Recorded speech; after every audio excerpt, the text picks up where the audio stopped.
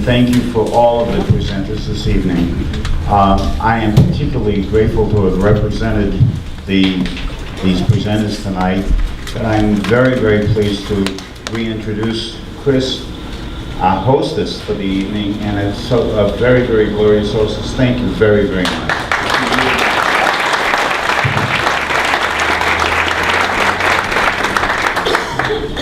I also would like to thank the presenters. There's a lot of information for everybody to digest and give thought to, and energize you in your commitment and passion towards our town. So I appreciate that. Thank you. I want to mention that there is coffee and water and some goodies in the back if everybody would like to help themselves. And we'll begin the question and answer period. And if people would like to come up to the mic and ask their question or make a comment, you're happy to do so. We do ask that you state your name before stating your question. Do we have the first volunteer? Maybe we can take a few lined up so we can keep the motion going. Okay?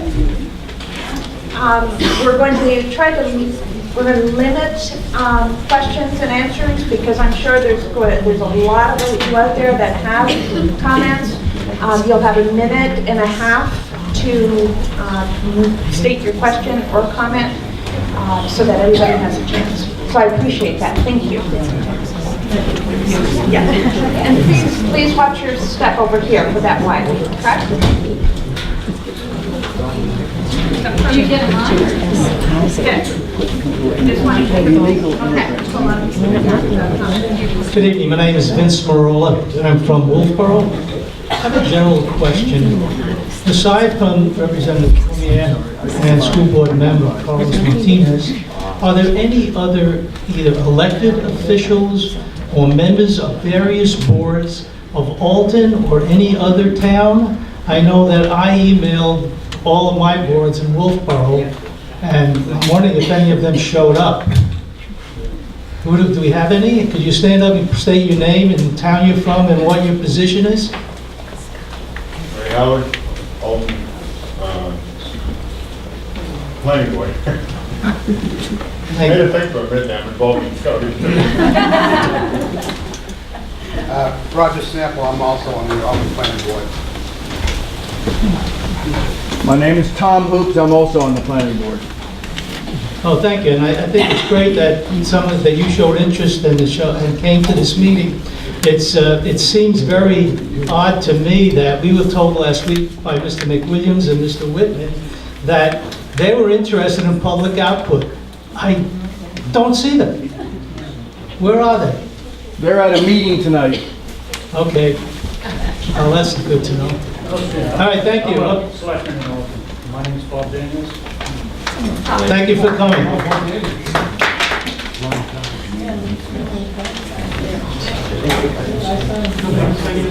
Yes, my name is Don Cleaver. I just want to let everybody know that tomorrow night at the town hall at 7 p.m., the zoning board of adjustment, I believe, is going to be writing these warrant articles for next March. So as with many people, it's a public meeting. Can you speak up, Everyone wants please? to come. Upstairs across the street, town hall. Can you please say that again, please? There's a meeting tomorrow, you said? Yeah, tomorrow night at the town hall at 7 p.m. They're going to be writing the warrant articles, I was told. No. Discussing. Discussing them, okay. Good discussion. And I would also like to ask, if I can, is there any way for us to get out of this agreement? If we vote no, are we still stuck having it changed?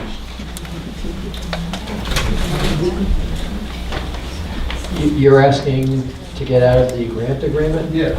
It's my understanding that if you give the money back, that you could then be out of the agreement, but you would have to have your town council look into that. But that wouldn't be just your $7,500 that you originally committed, that would be the entire $37,500. Hi,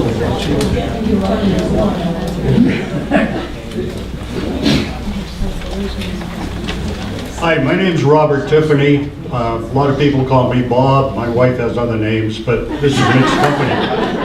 I've lived in Alton about 12 years. Prior to that, I lived in Seabrook for 42 years. I was involved down there to some extent with local government. I served on the budget committee, among other things. But I'd like to make a comment before I ask the question. I have a very good friend, very close friend, who is chairman of the planning board in a small Maine town just over the border. They put a grant into HUD for an application for a grant to study urban business development along one of the major routes in their town. And when it came back, HUD wanted 1,000 units of low-income housing as part of this study grant. Well, they questioned why. That's more than the number of houses in their town. And it turns out that the city of Portland, which is 30, 40 miles away, has 3,000 Somalis that they need a place to put.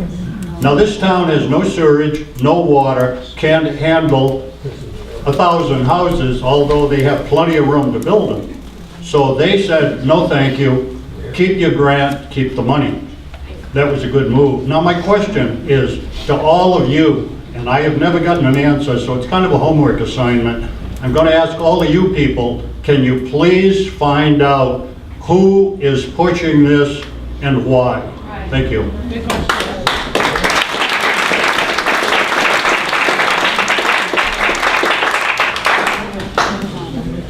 Hi, I'm Amanda Easton, and I do live here in Alton.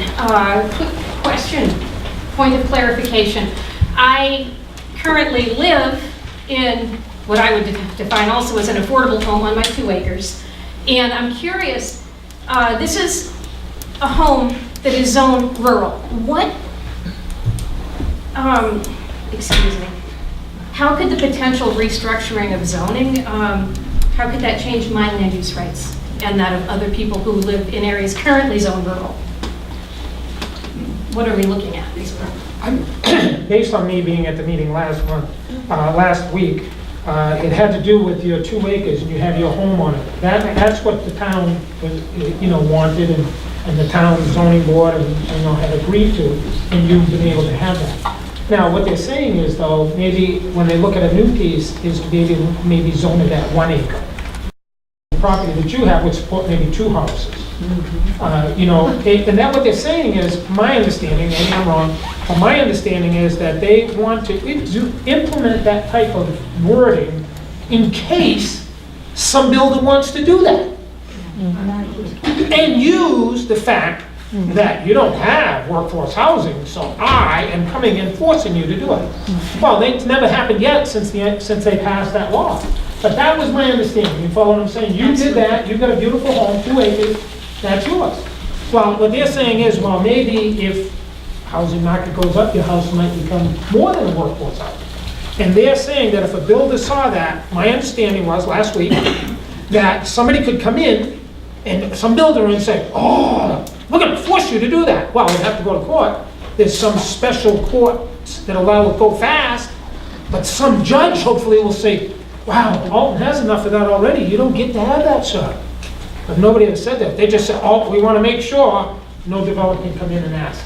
My understanding, maybe I'm wrong. Excuse me, that's incorrect. Right. If I could take a moment to explain it. You cannot have your 2 acre zoning changed unless town meeting votes to change it. That's the only way it can be changed, all right?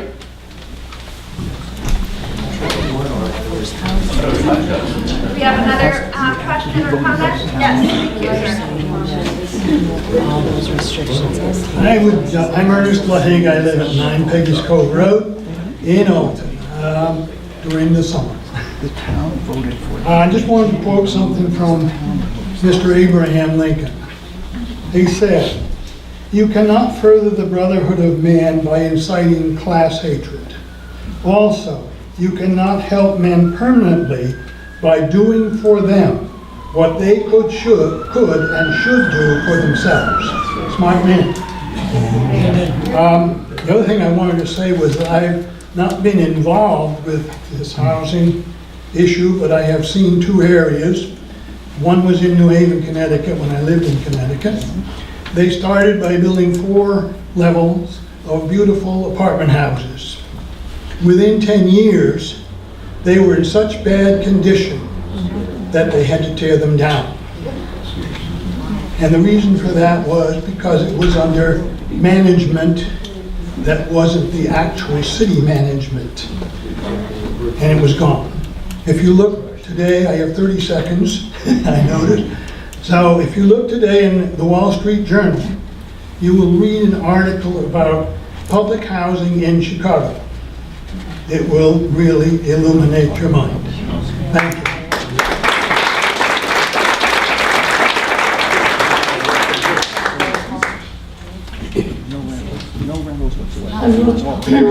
Excuse me, Ruth Messier, and I'm from Alton. I have a question that's been bothering me, and I'm not sure there's anybody here tonight that can answer it. We have the largest portion of our land in Alton is zoned rural, am I correct? Yes. Now, would it be, first, could we change that and change that rural to something else so we wouldn't have so much rural? Only at town meeting. But we could do it, Tom? Sure. Would it be Town has to vote would to do it. Would it be to our advantage to do that where this issue is concerned? No. No? Okay, that answers my question. Thank you. Well, I good question. Good question. Thank you.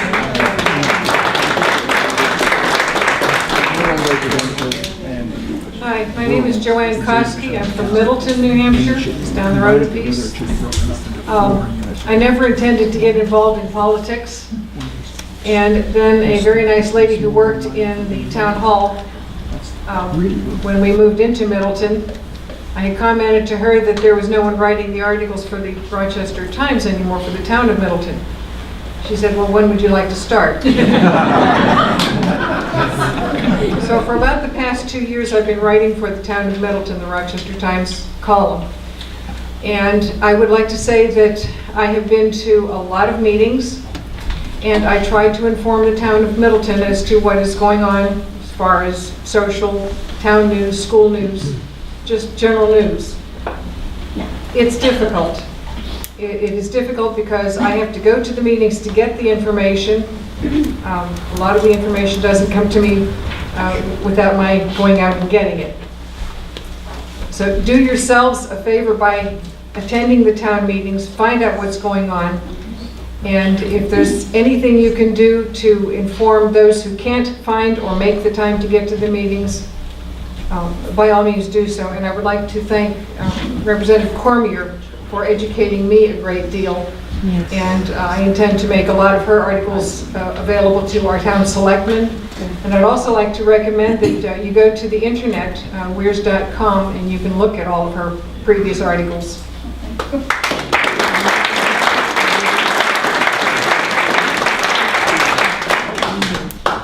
Phil Whitman from Alton. I guess I kind of want to say the same thing I said last week. At the last meeting, maybe embellished a little bit. We had hoped that at one point the planning board and the selectmen would have a joint meeting where both sides of this issue could be discussed. It never happened, but the Alton Business Association made it happen, and I think that's great. I think.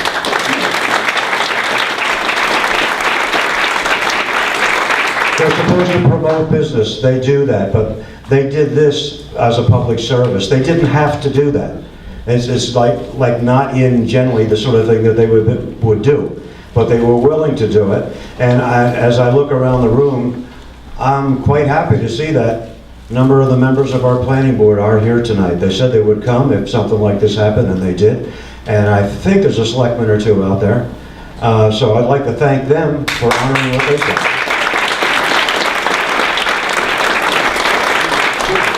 And I'd like to thank our four speakers for taking the time out to come tonight.